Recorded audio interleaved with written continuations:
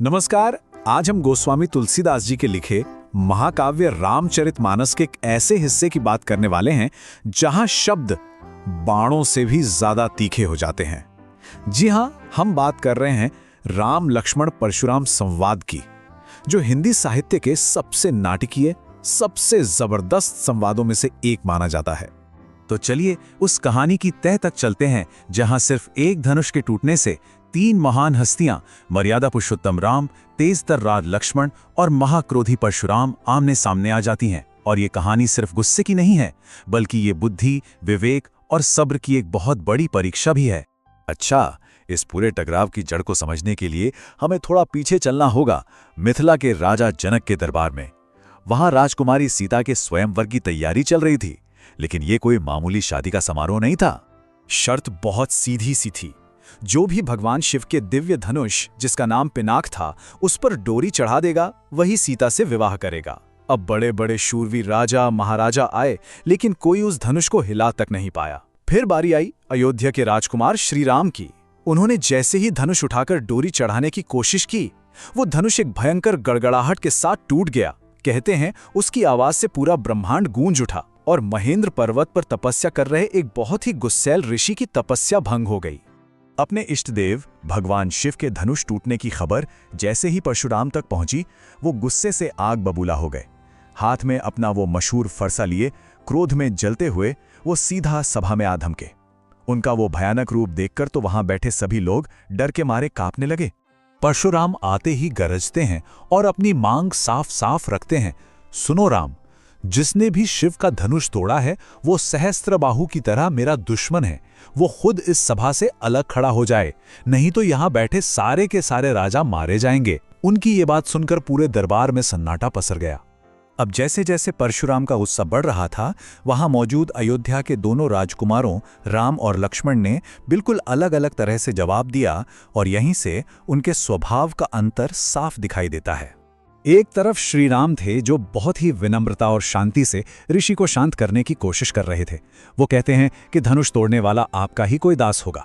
लेकिन दूसरी तरफ थे उनके छोटे भाई लक्ष्मण, जिन्होंने आग का जवाब आग से देना बेहतर समझा।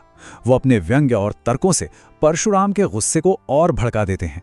लक्ष्मण का ये व्यंग्य सुनकर परशुराम का पारा और चढ़ गया। वो उन्हें चेतावनी देते हुए कहते हैं, अरे राजकुमार, लगता है तुम काल के वश में हो, इसीलिए जबान संभाल कर बात नहीं कर रहे हो। क्या तुम इस मामूली धनुष को भगवान शिव के धनुष के बराबर समझ रहे हो? इसे तो सारी दुनिया जानती है। वो एक तरह से लक्ष्मण को धमका रहे थे कि ऐसी बातें करके वो अपनी मौत को बुला रहे हैं। पर लक्ष्मण कहां डरने वाले थे। वो अपने तानों को और तेज करते हुए कहते हैं, यहां कोई छुई मुड़ी का पौधा नहीं है जो आपकी उंगली दिखाने भर से मुरझा जाएगा। मैंने तो आपके हाथ में ये कुल्हाड़ी और धनुष बाण देखकर ही कुछ अभिमान से कहा था। लक्ष्मण की ऐसी निडरता देखकर परशुराम को लगा कि इस लड़के को डराना पड़ेगा, तो वो अपनी ताकत और अपनी भयानक रेप्यूटेशन का बखान करने लगते हैं। वो बताते हैं कि वो बाल ब्रह्मचारी हैं, स्वभाव से महाक्रोधी हैं और क्षत्रियों के तो जाने माने दुश्मन हैं। उन्होंने धरती को कई बार राजाओं से खाली कर दिया है और अपने इसी फरसे से सहस्त्रबाहु की भुजाओं को काट डाला था। अब यहाँ लक्ष्मण ने बहुत ही चतुराई से पूरा खेल ही पलट दिया। वो कहते हैं कि हमारे रघुकुल का नियम है कि हम देवता, ब्राह्मण, भगवान के भक्त और गाय पर अपनी वीरता नहीं दिखाते। वो कहते हैं कि आप ब्राह्मण हैं, इसलिए अगर आप मुझे मारेंगे भी तो भी मुझे आपके पैर ही पड़ना चाहिए, क्योंकि आपको मारने से पाप लगेगा और आपसे हारने पर बदनामी होगी। मतलब उन्होंने परशुराम को धर्म के बंधन में ही बांध दिया।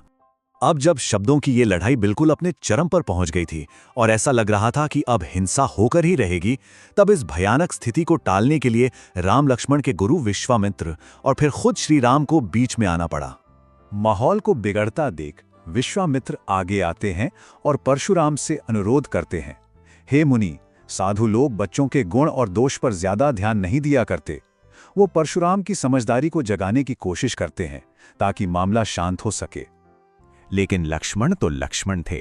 वो एक आखिरी और शायद सबसे तीखा व्यंग्य करने से खुद को रोक नहीं पाते। वो परशुराम का मजाक उड़ाते हुए कहते हैं कि आपने अपने माता पिता का कर्ज तो चुका दिया, लेकिन अब गुरु का कर्ज बाकी है, जिसका ब्याज भी अब तक बहुत बढ़ गया होगा। लाइए किसी हिसाब करने वाले को बुलाइए, मैं अभी थैली खोलकर सारा कर्ज चुका देता हूं। बस लक्ष्मण के ये शब्द सुनते ही पूरी सभा में हड़कंप मच गया। सब एक साथ चिल्लाने लगे, ये अनुचित है, ये अनुचित है। हर कोई डर गया था कि अब तो परशुराम का गुस्सा कोई प्रलय ही ले आएगा। तो देखिए स्थिति कैसी हो गई थी।